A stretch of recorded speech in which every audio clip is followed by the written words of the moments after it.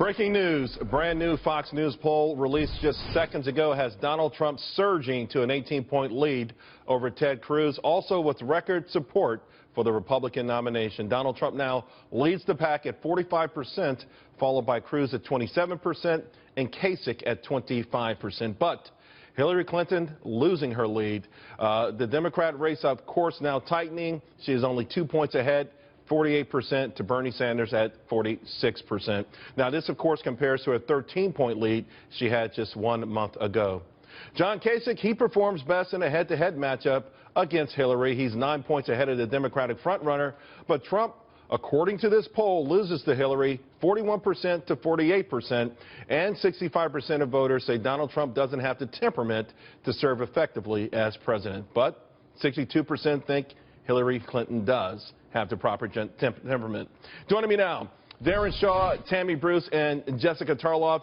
Daron, let me go to you first. The last time this Fox News poll came out, it was shocking that it showed the race to be so much tighter than other polls, and now it feels like this is the biggest lead I've seen nationally for Donald Trump of all the polls more recently. You guys have gone completely opposit. Yeah, I like to say we're just the messenger, and I think that's true, but I understand people are getting a little whiplash here. How did it happen? Fascinating. Well, I was drilling down into the numbers a little bit earlier this afternoon, and it looks like the main source of Trump's surge has been actually Cruz's loss of support to Kasich. Kasich's up to 25% in this poll. And if you look at the second choice of Kasich supporters, Cruz dominates Trump.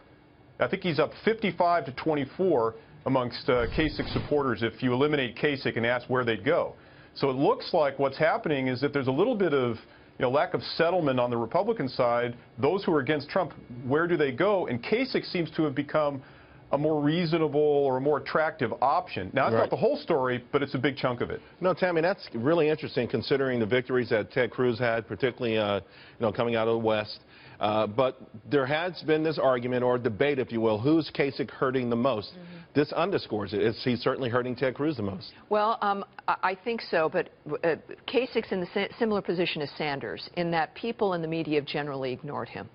So when you're looking at the fight and the negative coverage of both Mr. Trump and Mr. Cruz, and then there's Kasich hugging people on TV and, being generally a nice guy, and there's no real hard questions being asked. He's not included in these drill-down debates and interviews. That's going to benefit how people view it. I see this poll as really a snapshot of the impact media has on the point of view of the public on these candidates. And this, again, is also why you see Sanders in this poll dominating in general, because he also has not been asked hard questions.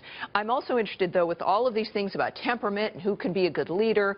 All of the candidates are viewed as people who can generally get things done, but none of them are really liked when it comes to who you'd be proud of to have be president. And I think, frankly, that helps Mr. Trump, because you're not looking at one candidate who is more liked than another, which means someone who maybe isn't necessarily is not going to be harmed so much. Although most polls universally have him coming in last. When it comes to unfavorable, well, but none of them have great favorability rates. That's right, and this is of registered voters, and I think that also skews things a little bit. When you get to likely, you see a very, very different picture.